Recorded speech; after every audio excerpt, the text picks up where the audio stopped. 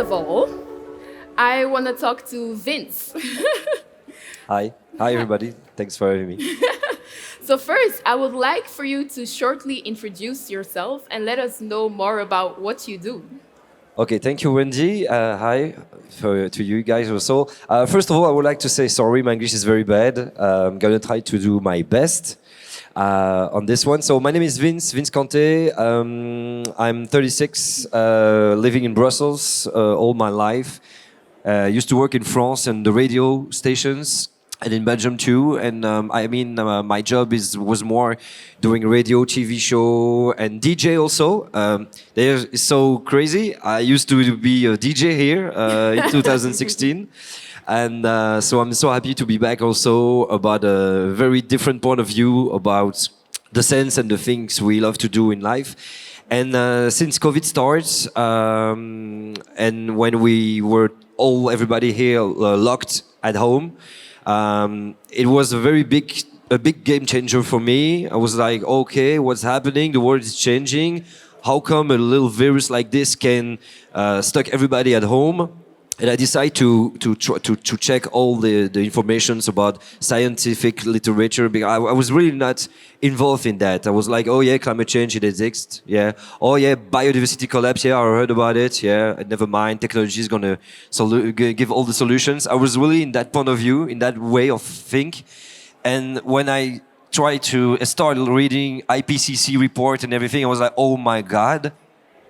This is so big like that, and I decided to change everything I was doing on social networks, partnerships with aviations, with clothes, with fashion and everything. I decided to quit everything and to launch my own media called Limits, where my job is to talk about planet boundaries and to make it louder and to talk about it in different places like school or like here, for example, and on YouTube.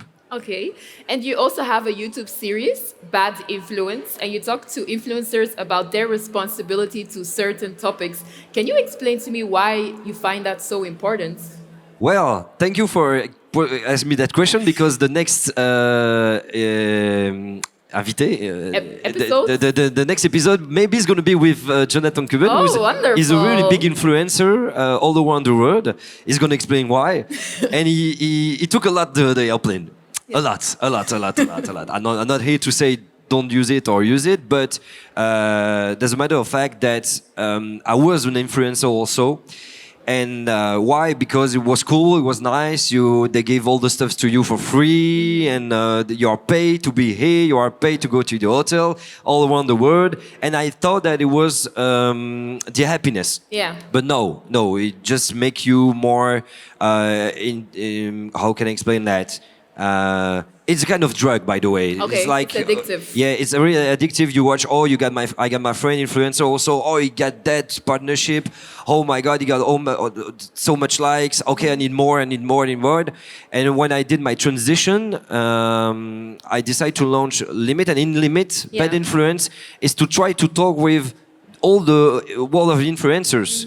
Silent Jill, for example, she's very known in France and in Belgium. She comes from Belgium. We talk about her role as an influencer, about biodiversity collapse and climate change. Also, another guy called Marco Mouli, a crazy guy. That guy he did a very famous documentary on YouTube, on Netflix, called Les Rois de l'Arnaque. Yeah. So the kings of the stunk or something. And that guy robbed for more than 200 millions of euros, and that guy had a crazy life. Yeah. Like private jet going to Vegas.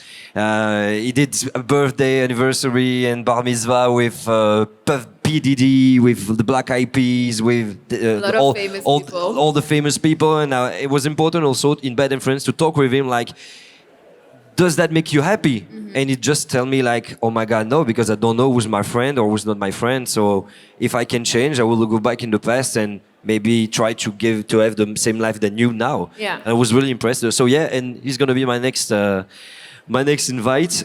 And why it's important is because they still got a lot of influence. For sure, that's the name influencer, and when you got somebody who say, okay, well, that's the bad things and the bad part of my job, is really important to hear that. We need Yeah. more real that all the construction about social networks.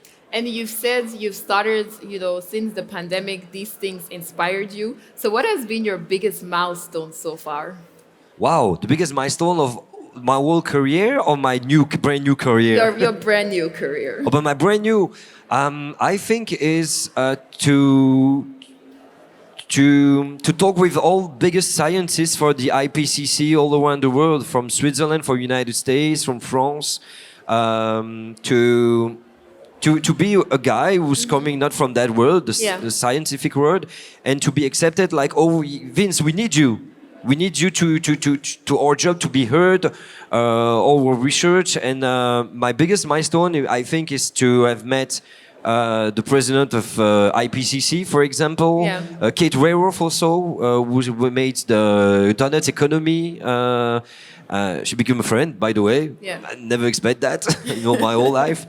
Jean-Marc Jancovici, which is a very famous engineer in France about climate and energy. Okay. And I think my milestone is to, in just 2 years, or 1 year and a half, to be now invited in the all important conferences in France and also in Belgium. And really, for a guy who was a DJ, I never expect that. And Which means that everybody can change.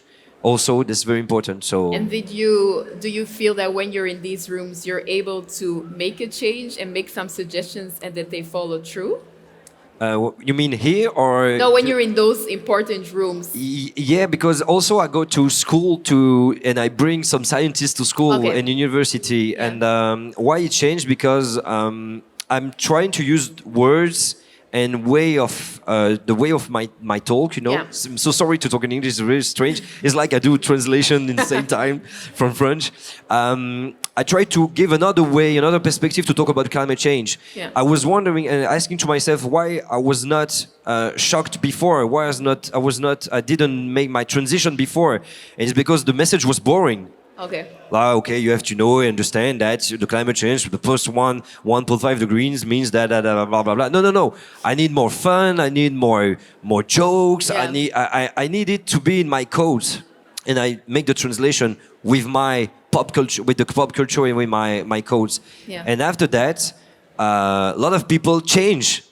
That's the whole messages I receive from school, from people on YouTube, like, wow, Vince, this video just changed me because it's not boring. It's funny to hear about biodiversity. It's crazy to say that it's funny to hear about biodiversity collapse because it's really not funny. Yeah. But to say, okay, guys, things happening, and also, I'm from Senegal. Yeah.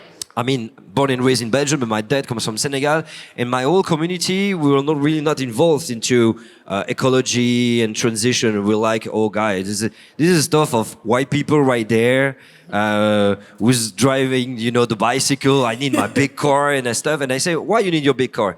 Yeah. Because it's our culture, because it's rap music, because it's like that, bling bling, Yeah. and I mean, it's our way of life. And I say, but did you think about?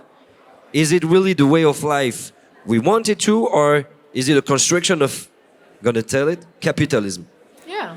I think we can talk later about. With pleasure. Yes, about how capitalism has an influence on what we esteem as things that we need in society.